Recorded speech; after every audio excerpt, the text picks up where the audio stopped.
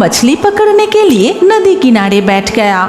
इधर कूड़े स्थान पर तब वो गायों की आत्माएं फिर से जाग उठता है, लेकिन आज 3 गाय भूत नहीं, उनके साथ और एक गाय भूत जाग उठता है। आज काफी रात हो गई।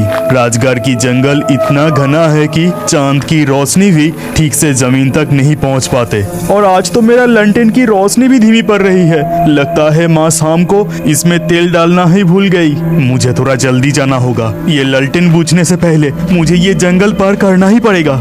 राजगढ़ के जंगल फिर एक विशाल घना बांस झरिया पार करके था खुले मैदान, और मैदान को पार करके था दामोदर नदी, जहां गोपाल कभी कभी मछली पकड़ने के लिए जाता था। रात के समय खाली मैदान चांद की रोशनी से पूरा खिल उठता था। जंगल पार करने के बाद मैदान के ऊपर से जो सड़क जाता था, उसके कुछ दूरी पर था बहुत सारे तार के पेड़। उसके ही पीछे था मरी हुई जानवरों को फेंकने का स्थान। ये स्थान सड़क से दूर होते हुए भी वहां से सड़े हुए जीव की दुर्गंध आते ही लोगों को पता चल जाता था कि वहां फिर से कोई मरा हुआ गाय को फेंका गया है। ये गहरी जंगल पार करने के बाद भी चैन नहीं मिलेगा। अब तो यहाँ मरे हुए जानवरों की सड़ी गली बदबू। ओह हाँ। मन ही मन ये कहते हुए गोपाल चल रहा था। गोपाल बहुत बहादुर लड़का था। वो अक्सर उस जंगल से गुजरते वक्त देखता था कि चुड़ैल डायन पेड़ों की टहनी पर अपने लंबे पैर लटकाए बैठे हुए हैं। वो सारे कभी जोर जोर से हंसते हैं तो कभी रोते हैं। इन्हें देखते हुए गोपाल का आदत सा बन गया था, और वो भूत चुड़ैल गोपाल को कभी नुकसान नहीं पहुंचा सके। लेकिन आज मरे हुए जानवर फेंकने का स्थान पर ऐसा दृश्य देख उसका खून पानी की तरह ठंड पड़ गया। मैं ये क्या देख रहा हूँ? क्या ऐसा भी होता है? दादाजी के पास इसके बहुत किस्से सुने थे, लेकिन आज मैं खुद ऐसा चीज देखूंगा कभी सोचा भी नहीं था।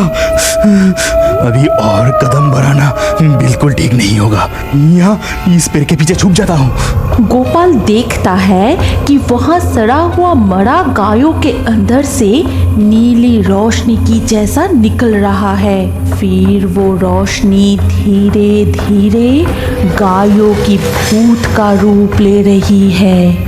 कितना भयानक काला सा एक दानव की तरह चेहरा, उसका नुकीला तेज दांत और आंखें जल रहा था। इस तरह से एक एक करके 3 गायों का आत्मा जाग उठ के गाय भूत का रूप धारण करते हैं। फिर वो सारे भयानक तरीके से गरजने लगे।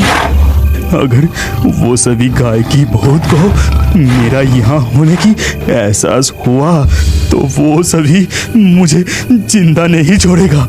उसे देख के ही लग रहा है कि वो बहुत सालों से भूखे हैं। इस वक्त पेड़ के पीछे से निकलना सही नहीं होगा। मैं मेरा लंटेन की रोशनी को भी बुझा देता हूँ। गोपाल अपने लालटेन की रोशनी बुझा दी, फिर मरे हुए जानवर फेंकने की स्थान की ओर ध्यान से देखने लगा। सारे गाय भूत कूड़े स्थान के इधर उधर घूमते हुए भूख के मारे गरज रहा था।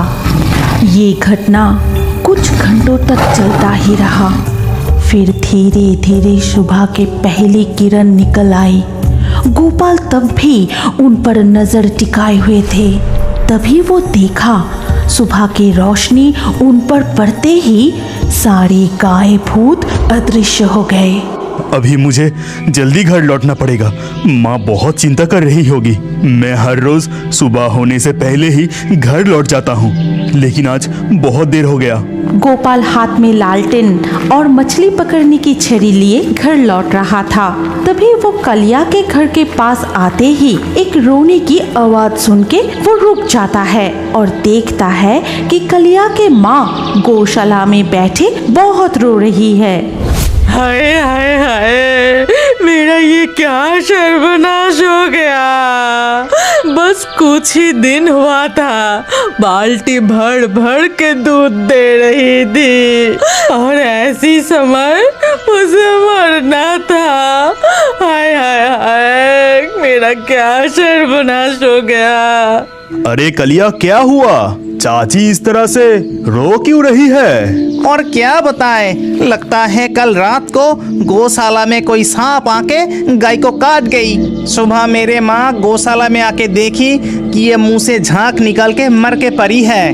बस कुछ ही दिन हुआ था, ये बाल्टी भर भर के दूध दे रही थी। इसका लालच कोई छोड़ सकता है क्या? इसीलिए रो रही है। लेकिन तू मछली पकड़ने की छड़ी लेके कहाँ से लौट रहा है? किसकी तालाब से मछली चोरी करने गया था? मैं किसी की तालाब से मछली चोरी नहीं करता। मछली पकड़ने नदी गया था। रात के वक्त मछलियाँ नदी किनारे चली आती है, इसीलिए उसे पकड़ना भी आसान हो जाता है। ठीक है कलिया, मैं चलता हूँ। ये कह के जैसे ही गोपाल घर की तरफ कदम बढ़ाया, तभी कलिया उसे फिर से रोका। घर लौटने का इतना जल्दी क्या है? हमारा थोड़ा मदद तो कर दे। हमारा गाय को खुले मैदान के बीच फेंकने जाना है। हमारा नौकर और तू ये गाय को बांध के कंधे पे ले ले, मैं तुम्हारे पीछे पीछे चलूंगा। कलिया के आदेश अनुसार गोपाल और उनका नौकर उस गाय को बांध से बांध के कंधों पर उठाया, फिर जानवर फेंकने की उस स्थान पर जाने लगा। राजगढ़ के जंगल और घना बांस झाड़ियों को पार करके आखिरकार वो वहां पहुंच गए और वहां पहुंचते ही सड़े हुए गायों की हड्डी देख के गोपाल को कल रात की वो डरावनी घटना याद आ जाता है। जल्दी कर, गाय को यहाँ फेंक दे। बदबू के मारे यहाँ रहा नहीं जा रहा है। छी छी, सड़ा हुआ मृत पशुओं की दुर्गंध से कलिया वहीं पर थूकता है और इस घटना को गोपाल ने गौर किया। क्या रे, मेरे मुंह की तरफ देख क्यों रहा है? गाय को फेंकना हो गया तो अभी यहाँ से जल्दी चल, यहाँ बहुत बदबू है। हाँ, जल्दी चल यहाँ से। यहाँ रुकना तेरे लिए और सही नहीं होगा। फिर कलिया गोपाल और उनके नौकर गांव की तरफ अपने अपने घर लौटने लगा। लौटते समय गोपाल कलिया से कहा, कलिया, मैं तुम्हें कुछ कहना चाहता हूँ। मुझे कल रात नदी से कोई मछली नहीं मिली और घर में दाल चावल कुछ भी नहीं है। अगर ये काम के लिए तुम मुझे कुछ पैसे देते तो घर के लिए ये सभी चीज खरीद के ले जाता। लगता ही है तू लोगों के तालाब से मछली चोरी करके फिरता है। आज चोरी ठीक से नहीं हुआ है ना? और मेरे काम करने के लिए अभी पैसा मांग रहा है। भाग यहाँ से, मुझे गुस्सा मत दिला, नहीं तो गांव में सभी को कह दूंगा कि लोगों के तालाब से तू मछली चोरी करता है। नहीं कलिया, मैं किसी की तालाब से मछली चोरी नहीं करता। रात को राजगढ़ की जंगल पार करके नदी से मछली पकड़ने जाता हूँ। डर के मारे कोई उस राजगढ़ की जंगल के आसपास भी नहीं जाता और तू कह रहा है कि रात को राजगढ़ की जंगल पार करके तू मछली पकड़ने जाता है। बहुत झूठ सीखा है। अगर तुझे विश्वास नहीं हो रहा है तो आज रात को मेरे साथ चल। रात की वो डरावनी राजगढ़ की जंगल तो क्या, वहाँ रहने वाला भूतों से भी मैं नहीं डरता और मैं नदी से कैसे मछली पकड़ता हूँ वो भी दिखाऊंगा। ठीक है, फिर आज रात को ही मैं तेरे साथ जाऊंगा। अगर नदी से मछली पकड़ नहीं पाया ना तो देखना तेरा क्या हाल होगा। रास्ते में ये सारी बातें करते हुए कलिया उसके घर के सामने आ जाता है। फिर गोपाल भी अपने घर चला जाता है। बेटा गोपाल, इतना देर तक तो कहाँ था? सुबह होने से पहले ही तो आ जाता है और आज दोपहर हो गया, इसीलिए मुझे तेरे लिए बहुत चिंता हो रही थी। लेकिन तू था कहाँ? कल नदी से कोई मछली नहीं मिली, इसीलिए सुबह होने तक बैठा ही रहा। फिर भी कोई मछली नहीं मिली। माँ, तुम मुझे कुछ खाने के लिए दो, बहुत भूख लगा है। घर में चावल दाल तेल कुछ भी नहीं है बेटा। कल के बने थोड़ा सा चावल मैं बचा के रखी थी, आज के लिए तू वही खा ले बेटा। गोपाल पेट भर के खाना खाने के बाद दोपहर को सो जाता है। फिर धीरे धीरे शाम हो गई। गोपाल अपने लालटेन और छड़ी लेकर घर से निकलता है। फिर कलिया के घर के सामने आकर उसे बुलाने लगा। कलिया, भाई कालिया, घर पर है क्या? मैं मछली पकड़ने जा रहा हूँ। फिर कलिया तैयार होकर हाथ में एक टॉर्च लिए घर से बाहर आता है। फिर दोनों चलने लगा। कुछ दूर जाने के बाद वो दोनों राजगढ़ के जंगल में प्रवेश करते हैं। जंगल की चारों तरफ सन्नाटा ही सन्नाटा, सिर्फ झिंगुर की आवाज सुनाई दे रही है। गोपाल, तेरे ये फालतू लंटेन की रोशनी से ठीक से रास्ता देख पाता है क्या? जंगल के गहरे अंधेरे में बहुत सांप रहता है। तेरे लंटेन की रोशनी पर कोई भरोसा नहीं है। ये देख मेरी कीमती टॉर्च लाइट, देखा इसकी रोशनी कितनी तेज है। कलिया की बात खत्म होते ही उसने देखा कि पेड़ों की टहनी पर पैर झुला के कोई बैठा है, जिसका नजर जंगल के रास्तों से चल के जाते हुए सिर्फ उन दोनों के ऊपर है। फिर अचानक एक जोर से हंसी की आवाज पूरा जंगल को हिला देता है। अरे बाप रे, पेड़ के ऊपर वो सब कौन है? गोपाल, तू तो आराम से चल के जा रहा है, तुझे डर नहीं लग रहा है क्या? चुपचाप मेरे साथ चल और मेरे पास पास ही रहना, और सावधान, इधर उधर गलती से भी मत थूकना। और थोड़ा चलने के बाद ही वो दोनों जंगल से निकल के आ पहुंचे खुले मैदान में। कितनी सड़ी हुई बदबू है। गोपाल, तू मुझे कहाँ लेके जा रहा है, बता तो।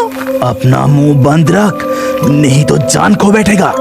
और कान खुल के सुन, गलती से भी यहाँ थूकना मत। इससे पहले कि गोपाल अपनी चेतावनी की बातें पूरी करता, तभी कलिया ने सड़ा हुआ मृत पशुओं की दुर्गंध से वहीं पर बार बार थूकने लगा। मैं तुझे बार बार मना करने के बाद भी तू यहाँ थूका क्यों? यहाँ से जल्दी जल्दी चल, हमें मछली पकड़ के लौटना भी है। अरे खुले मैदान, कहीं कोई नजर नहीं आ रहा है, जरा सा थूका तो क्या हो गया? वो दोनों चलते हुए आखिरकार नदी के किनारे आ पहुँचे। फिर गोपाल अपनी लालटेन घाट पर रख देता है और मछली पकड़ने के लिए नदी किनारे बैठ गया।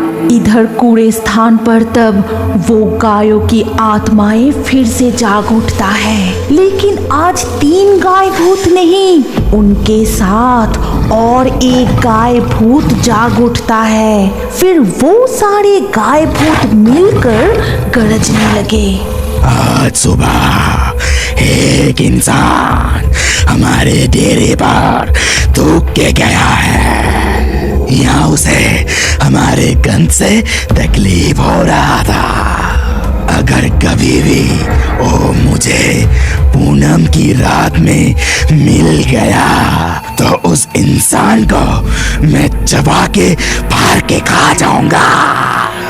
ये कहकर एक गाय की भूत मिट्टी से कुछ गंध सूंघने लगा और वो गंध सूंघते हुए कूड़े स्थान से निकल के रास्ते तक चला आता है। ये गंध ताजा है। सुबह जो इंसान हमारे डेरे पर थूका था, लगता है अभी अभी इस रास्ते से ही वो गुजरे हैं, नहीं तो आसपास ही कहीं है। ये कहते हुए गाय की भूत जोरों से गरज उठा।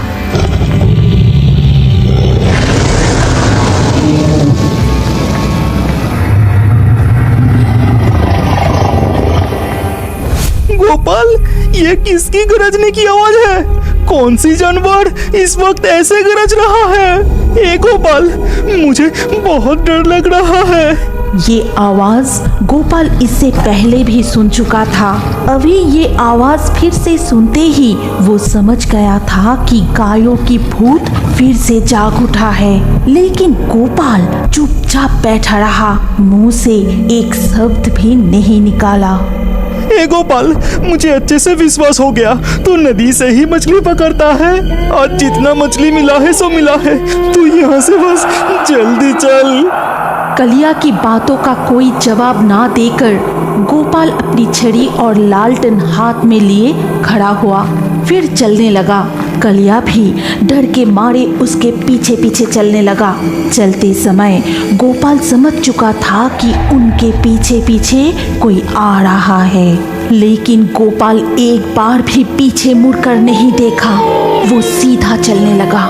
जब वो दोनों मैदान पार करके जंगल में प्रवेश करने वाले थे, ठीक उसी वक्त वो गाय के भूत गरजते हुए कलिया की पैर को जकड़ लिया। वो गाय की भूत कलिया को खींचते हुए उनके डेरे की तरफ ले जाता है। गोपाल, मुझे बचा गोपाल, बचा बचा गोपाल, बचा। गोपाल पत्थर की तरह चुपचाप वही खड़ा रहा। वो समझ नहीं पा रहा है कि दोस्त कलिया को बचाने जाए या खुद की जान बचाने के लिए गांव की तरफ भागे। वो लोग तब इंसान जैसा नहीं लग रहा था। अपना चेहरा बदलकर पिशाच के रूप में आ चुका था और मुझे मार के मेरे खून पीने की बात वो लोग कर रहा था। मुझे और कुछ नहीं सूझा।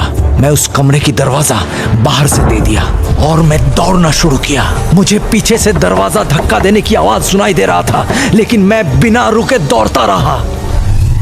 मुरलीधर नाम के एक गांव में 4 दोस्त अमल, रंजन, विकास और विनोद रहते थे। गांव जहां खत्म हो जाता है, वहीं एक पुराने घर के एक कमरे में वो लोग रोज शाम को गप्पे लड़ाने आते थे। रोज की तरह ही उस शाम भी सब वही आने वाले थे। सबसे पहले विनोद वहां आता है और आके बाकी सबके लिए प्रतीक्षा करने लगा और खुद ही सोचने लगा, पता नहीं आज मौसम इतना खराब क्यों है। लगता है बारिश आने वाली है। सब लोग आ जाए फिर बारिश हो तो भी ठीक है, नहीं तो कौन रास्ते में कहाँ अटक जाएगा। विनोद सोच में डूबा था कि तभी रंजन आ पहुंचता है। अरे तू आ गया? अरे मैं तो सोच रहा था कि मैं ही पहले पहुंच गया। अरे आज का मौसम देख कितना अलग है ना।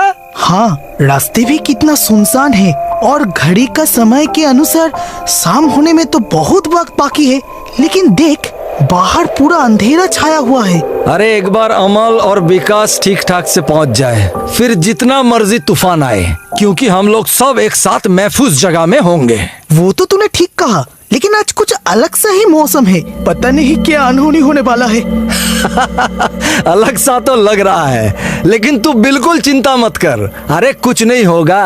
देख मौसम का अदला बदली तो होता ही रहता है। रंजन और विनोद आपस में बातें कर रहे थे, तभी अमल आ जाता है। कितना अंधेरा हो गया है देखा।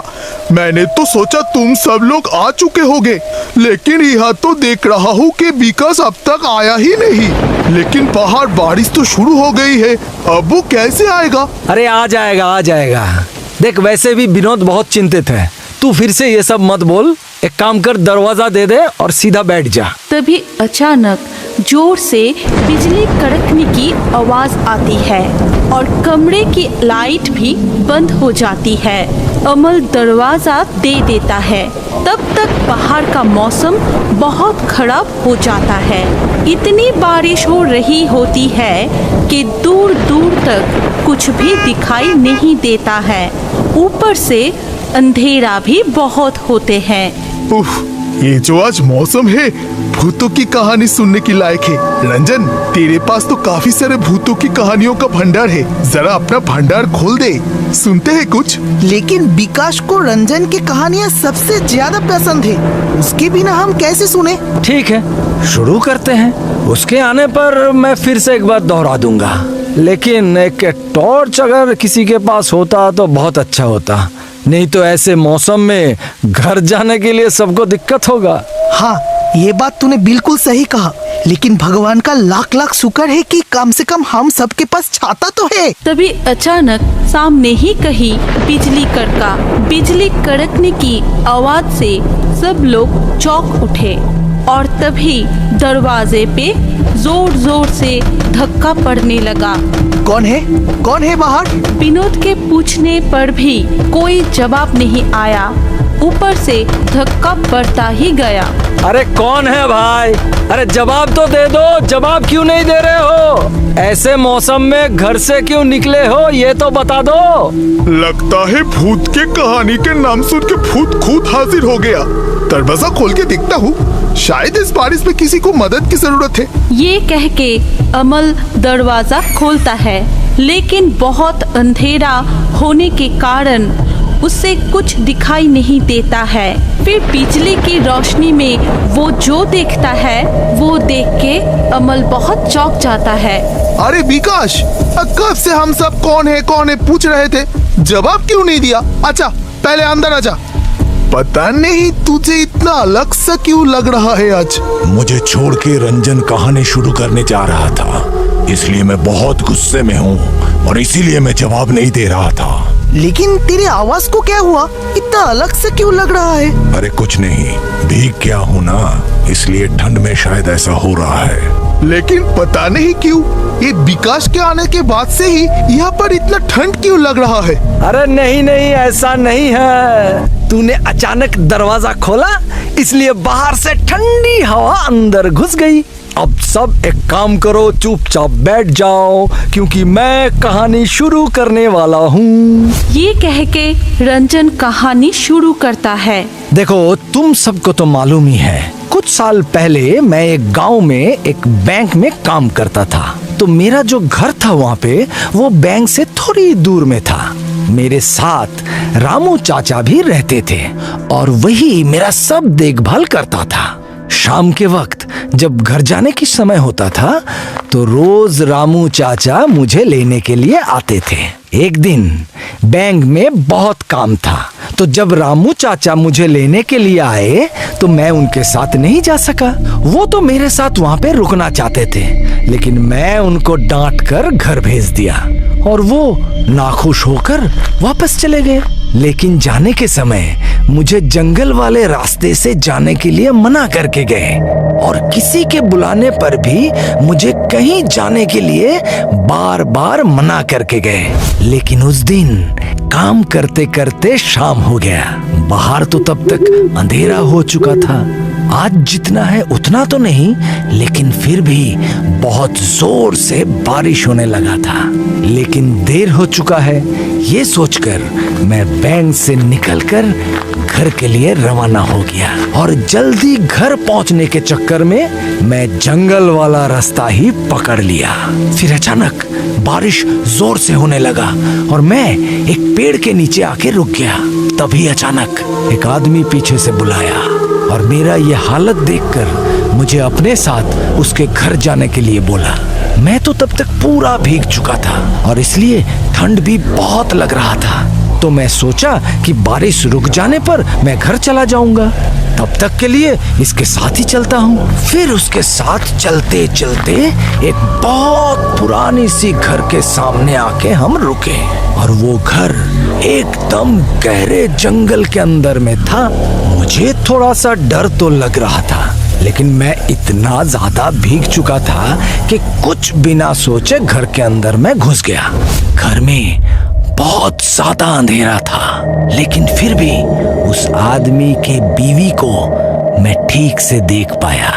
फिर दोनों मुझे एक कमरे में ले जाकर मुझे बैठने के लिए कहा और फिर दोनों ही वहां से चले गए। मैं बहुत देर तक वहां पर बैठा रहा और मुझे बहुत ठंड भी लग रही थी, इसीलिए मैंने सोचा कि उन लोगों से जाके कुछ कपड़े मांग लूं। इस चक्कर में मैं उस कमरे से धीरे से बाहर निकला और उससे आगे वाला जो कमरा था उससे मुझे कुछ फुसफुसाने की आवाज आने लगी। उस कमरे की दरवाजा थोड़ा सा खुला हुआ था और उससे मुझे जो दिखाई दिया वो देखकर मेरे पैरों तले जमीन खिसक गई। वो लोग तब इंसान जैसा नहीं लग रहा था, अपना चेहरा बदलकर पिशाच के रूप में आ चुका था और मुझे मार के मेरे खून पीने की बात वो लोग कर रहा था। ये बात मुझे अच्छे से समझ में आ गया कि मैं अब मौत के मुंह पे आके खड़ा हो गया हूँ। और तभी मुझे रामू चाचा की वो बात भी याद आ गई कि उन्होंने मुझे किसी के साथ भी जाने के लिए बार बार क्यों मना किया था।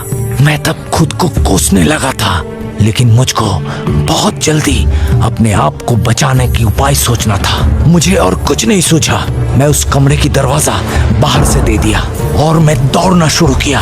मुझे पीछे से दरवाजा धक्का देने की आवाज सुनाई दे रहा था, लेकिन मैं बिना रुके दौड़ता रहा। दौड़ते दौड़ते मैं जाके मेरे बैंक के आंगन में गिर गया और वहीं पे बेहोश हो गया। सुबह जब मेरा आंख खुला तो मैं अपने घर पर था। रात हो जाने पर भी मेरे ना लौटने पर रामू चाचा मुझे ढूंढते हुए जब बैंक के सामने गया था, तब उन्हें मैं वहां पे बेहोश पड़ा मिला था। मुझसे सारी बातें सुनकर उन्होंने मुझे कहा कि ये सब उन्हें मालूम था और इसीलिए उन्होंने मुझे जंगल के रास्ते से आने के लिए मना किए थे। और इसके बाद मैं वो बैंक का नौकरी छोड़ दिया। कहानी तो बहुत ही जबरदस्त थी। देखना, तेरे कहानी सुन के विकास का हाथ एकदम ठंड पड़ गया है। तू जब ये कहानी बता रहा था तब मेरा हाथ विकास के हाथों से टकराया एक दो बार। बिल्कुल ठंडी थी। क्यों विकास, डर गया क्या? लेकिन अमल का बातों का कोई जवाब नहीं दिया विकास। फिर अचानक ही लाइट आ गया। तब सब लोग और भी अचंभित हो गया, क्योंकि वहाँ विकास का कोई नाम और निशान नहीं था। कहाँ गया विकास? बंद कमरे से गायब कैसे हो गया? अरे दरवाजा तो खुला ही है, बंद कहाँ है? लेकिन इतना जल्दी कोई कैसे निकलेगा? बारिश रुक गई है, इसीलिए शायद जल्दी जल्दी निकल गया। लेकिन ऐसे अजीब बर्ताव वो कभी नहीं करता। पता नहीं क्या हुआ। ये कह के सभी अपने अपने घर के लिए निकल गए। किसी को भी विकास का कोई पता नहीं चला। रात को विकास को ढूंढते हुए उसका पिताजी रंजन के घर पे गए। तब रंजन को पता चला कि विकास बारिश शुरू होने से पहले घर से निकला था, फिर नहीं लौटा। वो चिंतित होके बाकी दोस्तों को खबर भेजा, लेकिन किसी को भी विकास कहीं नहीं मिला। अगले शाम को विकास को छोड़ के बाकी 3 दोस्त उसी कमरे में फिर से इकट्ठा हुए। सब बहुत दुखी थे कि तभी अचानक ही फिर से आसपास बहुत अंधेरा हो गया और कमरे की लाइट भी चली गई। तभी वहाँ एक साया आके खड़ा हुआ। मुझे पता है तुम सब मुझे ढूंढ रहे हो। कल बारिश के समय घर से निकलने से पिताजी बहुत मना कर रहे थे, लेकिन मैंने उनकी बात नहीं मानी। तुम लोगों से गप्पे लड़ाने के चक्कर में जल्दी जल्दी इधर आ रहा था। तभी एक बिजली मेरे ऊपर गिरी और मैं पास वाले तालाब में जाके गिर गया। अभी भी मैं वहीं पे हूँ, मुझे निकालो और मेरे पिताजी को खबर पहुँचा देना। ये कह के वो साया वहाँ से गायब हो गया। सबको समझ में आ गया था कि वो विकास ही था। फिर कल कौन मेरे बगल में बैठ के रंजन का कहानी सुना? ये सोच के सब अचंभित रह गए। फिर विनोद बहुत रोने लगा। हमारे पास आते हुए उसके साथ ऐसा हो गया। हम लोगों से इतना प्यार करता था कि वो अनहोनी होने के बाद भी विकास यहाँ आ गया। फिर विकास के पिताजी को खबर दिया गया। सब एक साथ मिलके विकास का अंतिम संस्कार किया। विकास के जाने के दुख में रंजन, अमल, विनोद तब से उस पुराने घर के कमरे में आके गप्पे लड़ाना बंद कर दिया। क्या आपको पता है हमारी कहानी के हिस्सा आप भी बन सकते हैं? कैसे? पहले